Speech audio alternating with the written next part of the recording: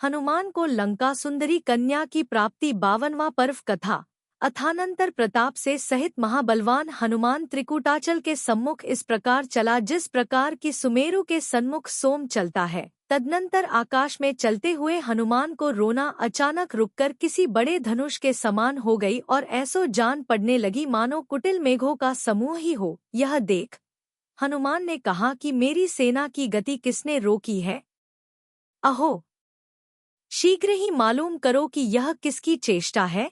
क्या यहाँ असुरों का इंद्र चमर है, अथवा इंद्र है या शिखंडी है, अथवा इनमें से यहाँ एक का भी होना उचित नहीं जान पड़ता। चार किंतु हो सकता है कि इस पर्वत के शिखर पर जिनेंद्र भगवान की प्रतिमा हो, अथवा कोई ऐश्वर्यवान चरम शरीरी मुनिराज विराजमान हो।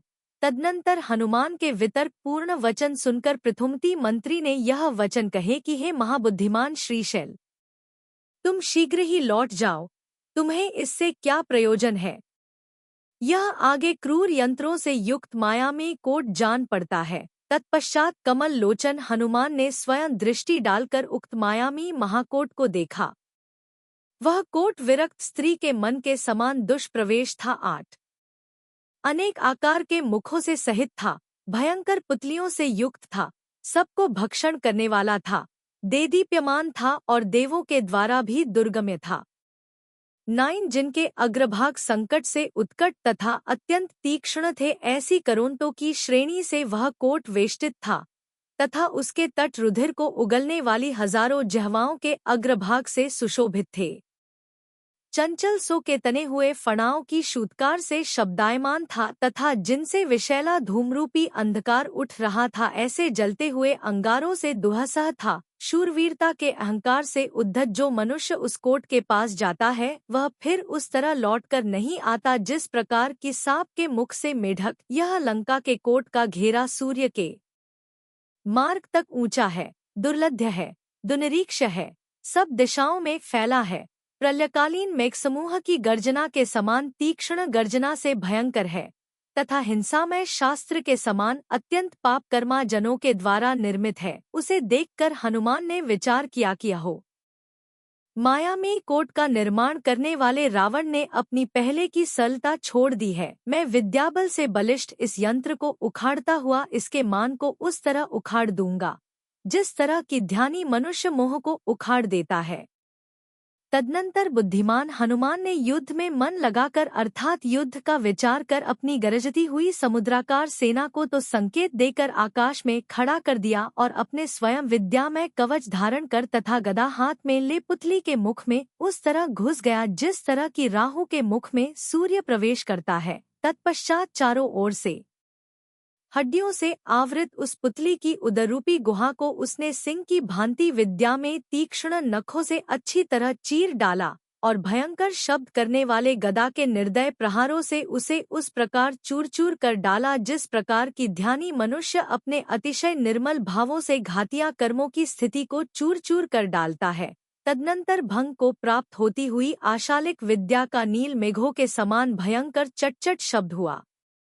उस शब्द से यह अतिशय चंचल मायामय कोट इस प्रकार नष्ट हो गया जिस प्रकार कि जिनेंद्र भगवान की स्तुति से पाप कर्मों का समूह नष्ट हो जाता है। तदनंतर प्रलयकाल के मेघों के समान उन्नत उस शब्द को सुनकर तथा यंत्रमय कोट को नष्ट होता देख कोट की रक्षा का अधिकारी वज्रमुख नाम का राजा कुपित हो शीघ्र ही रथ पर आरूढ़ हो हनुमान के सन्मुख उस प्रकार आया जिस प्रकार की सिंह दावानल के सम्मुख जाता है। तदनंतर हनुमान को उसके सन्मुख देख नाना प्रकार के वाहनों और शस्त्रों से सहित प्रचंड योद्धा युद्ध करने के लिए उद्यत हुए। इधर वज्रमुख की प्रबल सेना को युद्ध के लिए उद्यत देख परम क्षोभ को प्राप्त हुई हनुमान की सेना भी युद्ध के लिए उठी। आचार्य कहते हैं कि इस विषय में बहुत कहने से क्या, उन दोनों सेनाओं में उस तरह युद्ध हुआ जिस तरह की पहले स्वामी के द्वारा किए हुए सम्मान और तिरस्कार में होता है। जो योद्धा स्वामी की दृष्टि के मार्ग में स्थित थे अर्थात स्वामी जिनकी ओर दृष्टि उठाकर देखता था वे योद्धा गर्जना करते हुए प्राणों का भी स्नेह छोड़ देते थे। इस विषय में अधिक क्या कहा जाए। तदनंतर जिन्होंने चिरकाल तक बड़े बड़े युद्ध किए थे, ऐसे वज्रायुद्ध के योद्धा वानरों के द्वारा क्षणभर में पराजित होकर इधर उधर नष्ट हो गए, भाग गए। और हनुमान ने चक्र के द्वारा शत्रुओं का तेज हर लिया तथा नक्षत्र बिंब के समान शत्रु का सिर काटकर आकाश से नीचे गिरा दिया। 30 युद्ध में पिता का वध देख वज्रायुध को पुत्री लंका सुंदरी कठिनाई से शोक को रोककर क्रोधरूपी विष से दूषित हो हनुमान की ओर दौड़ी। उस समय वह वेगशाली घोड़ों के रथ पर बैठी थी। कुंडलों के प्रकाश से उसका मुख प्रकाशित हो रहा था। धनुष के समान उसका वक्षस्थल आयत था। उसकी दोनों भ्रिकुटियां टेढ़ी हो रही थी। वह ऐसी जान पड़ती थी मानो उल्का ही प्रकट हुई हो। वह सूर्य के समान तेज का मंडल धारण कर रही थी। धूम के उद्गार से सहित थी, अर्थात उसके शरीर से कुछ कुछ धुआंसा निकलता दिखता था और उससे ऐसी जान पड़ती थी मानो मेघसमूह के बीच में विद्यमान थी। क्रोध के कारण उसके नेत्र फूले हुए लाल कमलों के समान जान पड़ते थे। वह क्रोध से अपना ओंठ चाब रही थी तथा ऐसी जान पड़ती थी मानो क्रोध से भरी इंद्र की लक्ष्मी ही हो। वह देखने में सुंदर थी तथा अपनी प्रशंसा कर रही थी। इस तरह धनुष पर बाण चढ़ाकर वह दौड़ी और बोली कि अरे श्रीशैल, मैंने तुझे देख लिया है। यदि तुझमें कुछ शक्ति है तो खड़ा रह। आज कुपित हुआ विद्याधरों का राजा रावण तेरा जो कुछ करेगा रे नीच, वही मैं तेरा करती हूँ। यह मैं तुझ पापी को यमराज के घर भेजती हूँ। तू दिग्भ्रांत को तरह आज इस अनिष्ट स्थान में आ पड़ा है। वेग से आती हुई लंका सुंदरी का छत्र जब तक हनुमान ने नीचे गिराया तब तक उसने एक बाण छोड़कर हनुमान के धनुष के 2 टुकड़े कर दिए। लंका सुंदरी जब तक शक्ति नामक शस्त्र उठाती है तब तक हनुमान ने बाणों से आकाश को आच्छादित कर दिया और आती हुई उसकी शक्ति को बीच में ही तोड़ डाला। विद्याबल से गंभीर लंका सुंदरी ने हनुमान के हिमालय के समान ऊंचे रथ पर वज्रदंड के समान बाण, परशु, कुंत, चक्र, शतघ्नी, मुसल तथा शिलाएं उस प्रकार बरसाईं जिस प्रकार की उत्पात के समय उच्च मेघावली नाना प्रकार के जल बरसाती है। उसके पूर्ण वेग से छोड़े हुए नाना प्रकार के शस्त्र समूह से महातेजस्वी हनुमान उस तरह आच्छादित हो गया जिस प्रकार की मेघों से आषाढ़ का सूर्य आच्छादित हो जाता है। इतना सब होने पर भी खेद से रहित, पराक्रमी एवं माया के विस्तार में निपुण हनुमान ने अपने शस्त्रों के द्वारा उसके शस्त्र समूह को बीच में ही दूर कर दिया। उसके बाण बाणों से लुप्त हो गए। तोमर आदि के द्वारा तथा शक्तियां शक्तियों के द्वारा खंडित होकर उल्काओं के समान दूर जा गिरी। चक्र, क्रकच, संवर्तक तथा कनक आदि के विस्तार से पीतवर्ण आकाश ऐसा भयंकर हो गया मानो बिजलियों से ही व्याप्त हो गया हो। गौतम स्वामी कहते हैं कि हे राजन, तदनंतर रूप से अनुपम, स्वभाव से धीर, कमललोचना, लक्ष्मी के समान लंका सुंदरी नेत्ररूपी धनुष से छोड़े हुए काम के बाणों अर्थात कटाक्षों से हनुमान को उधर पृथक भेद रही थी और इधर अन्य धनुष से छोड़े तथा कान तक खींचे हुए बाणों से पृथक भेद रही थी।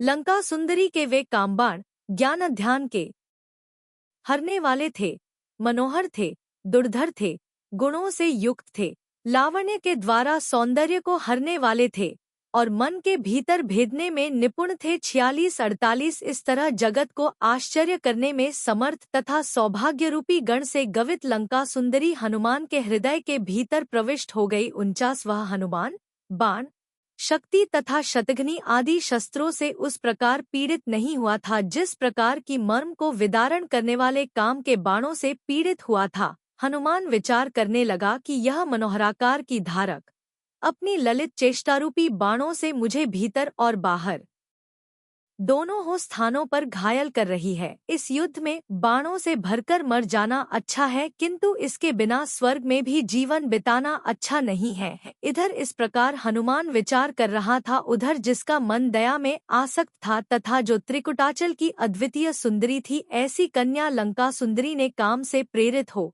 देदीप्यमान मन तथा शरीर के धारक, कमलदल लोचन, तरुण चंद्रवदन, मुकुट पर वानर का चिन्ह धारण करने वाले, नवयौवन से युक्त एवं मूर्तिधारी कामदेव के समान सुंदर हनुमान को मारने के लिए उठाई हुई शक्ति शीघ्र ही संहत कर ली पीछे हटा ली। वह विचार करने लगी कि यद्यपि यह पिता के मारने से दोषी है तो भी जो अनुपम रूप से मेरे मर्मस्थान विदार रहा है, ऐसे इसे किस प्रकार मारूं?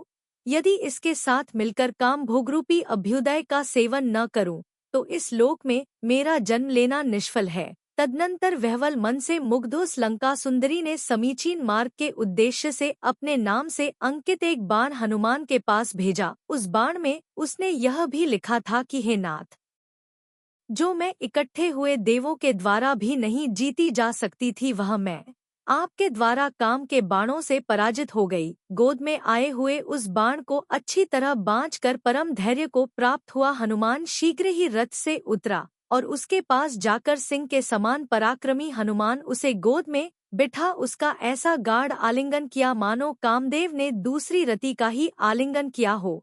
तदनंतर जिसका वैर शांत हो गया था, जिसके नेत्रों से दुर्दिन की भांति अविरल अश्रुओं की वर्षा हो रही थी तथा जो पिता के मरण संबंधी शोक से पीड़ित थी, ऐसी उस लंका सुंदरी से हनुमान ने कहा कि हे सौम्य मुखी, रो मत। हे भामिनी, शोक करना व्यर्थ है। सनातन क्षत्रिय धर्म की तो यही रीति है। यह तो तुम्हें विदित ही है कि राजकार्य में स्थित मनुष्य कर्मबल से प्रेरित हो पिता आदि को भी मार डालते हैं। व्यर्थ ही क्यों रोती हो? इस आर्त ध्यान को छोड़ो। हे प्रिये, इस समस्त संसार में अपना किया हुआ ही सब भोगते हैं, अर्थात जो जैसा करता है वैसा भोगता है। यह शत्रु इसके द्वारा मारा गया, यह कहना तो छल मात्र है। यथार्थ में तो आयु कर्म के प्रभाव से समय पाकर यह जीव मरता है। इस प्रकार इन तथा अन्य वचनों से जिसका शोक छूट गया था, ऐसी लंका सुंदरी हनुमान के साथ इस प्रकार सुशोभित हो रही थी जिस प्रकार की मेघरहित रात्रि चंद्रमा के साथ सुशोभित होती है। तदनंतर उत्तम हृदय के धारक उन दोनों का संग्राम से उत्पन्न हुआ श्रम प्रेमरूपी निर्झर से परिपूर्ण आलिंगन के द्वारा दूर भाग गया। तदनंतर स्तंभिनी विद्या के द्वारा आकाश के जिस प्रदेश में विद्याधर रोक दिए गए थे, उस प्रदेश में आवास बनाकर वह सेना ठहराई गई। संध्या के रक्तमेघ के समान दिखने वाला उसी हनुमान का वह शिविर देव नगर के तुल्य अत्यधिक सुशोभित हो रहा था। उस सेना में जो बड़े बड़े राजा थे, उन्होंने हनुमान से पूछकर हाथियों, घोड़ों, विमानों तथा रथों पर सवार हो ध्वजाओं के समूह से युक्त उस नगर में प्रवेश किया। वे शूरवीरों के संग्राम से उत्पन्न नाना प्रकार की कथाएं करते हुए उस नगर में उत्साह और उल्लास को प्राप्त कर यथायोग्य ठहरे। 72 अथानंतर जिसका मन शीघ्रता से युक्त था, ऐसे हनुमान को जाने के लिए उद्यत देख प्रेम से भरी लंका सुंदरी ने एकांत में उससे पूछा कि हे नाथ, आप रावण के दुहसह पराक्रम को बात सुन चुके हैं और स्वयं नाना अपराधों से परिपूर्ण हैं, फिर किस लिए लंका जाने को उद्यत हैं? सो तो कहो। इसके उत्तर में हनुमान ने उसे सब वृत्तांत कहा और यह बताया कि प्रत्युपकार का करना बंधुजनों के द्वारा अनुमोदित है। हे भद्रे, राक्षसों का इंद्र रावण सीता को हर ले गया है, सो उसके साथ राम का समागम मुझे अवश्य कराना है। यह सुन लंका सुंदरी ने कहा कि रावण के साथ आपका जो पुराना सौहार्द था वह नष्ट हो चुका है। जिस प्रकार नेत्र के नष्ट हो जाने से दीप की शिखा नष्ट हो जाती है, उसी प्रकार आपके प्रति श्रद्धा के नष्ट हो जाने से रावण का सौहार्द नष्ट हो गया है। एक समय था कि जब आप मार्गों की शोभा से युक्त तथा ध्वजाओं की पंक्ति से अलंकृत लंका में बड़े आदर के साथ उस तरह प्रवेश करते थे जिस तरह की देव स्वर्ग में प्रवेश करता है। परंतु आज आप अपराधी होकर यदि लंका में प्रकट रूप से जाते हैं तो कठोर शासन को धारण करने वाला रावण आप पर क्रोध ग्रहण करेगा, इसमें संशय नहीं है। अतः जिस समय देश और काल की उत्तम शुद्धि अनुकूलता प्राप्त हो तथा रावण का हृदय शुद्ध एवं व्यग्रता रहित हो, उस समय उसका साक्षात्कार करना योग्य है। इसके उत्तर में हनुमान ने कहा कि विदुषी, तुमने जैसा कहा है यथार्थ में वैसा ही है, किंतु हे सुंदरी, मैं रावण का अभिप्राय जानना चाहता हूँ और यह भी देखना चाहता हूँ कि वह सती सीता कैसी रूपवती है कि जिसने मेरु के समान धीर वीर रावण का मन विचलित कर दिया है। इस प्रकार कहकर तथा अपनी सेना उसी के पास छोड़कर हनुमान उस विवेकवती से छूटकर त्रिकूटाचल की ओर चला। गौतम स्वामी कहते हैं कि हे राजन, इस संसार में यह परम आश्चर्य की बात है कि प्राणी एक रस को छोड़कर उसी क्षण विशुद्ध रूप को धारण करने वाले दूसरे रस को प्राप्त हो जाता है। 8400 इस संसार में यह प्राणियों के कर्म की ही अद्भुत चेष्टा है। जिस प्रकार सूर्य को गति कभी दक्षिण दिशा की ओर होती है और कभी उत्तर दिशा की ओर, उसी प्रकार प्राणियों के शरीर से संबंध रखने वाला यह सब व्यवहार कर्म की चेष्टानुसार कभी इस रसरूप होता है और कभी उस रसरूप होता है। इस प्रकार आर्ष नाम से प्रसिद्ध रविशेणाचार्य कथित पद्मपुराण में हनुमान को लंका सुंदरी कन्या की प्राप्ति का वर्णन करने वाला 52वां पर्व समाप्त हुआ।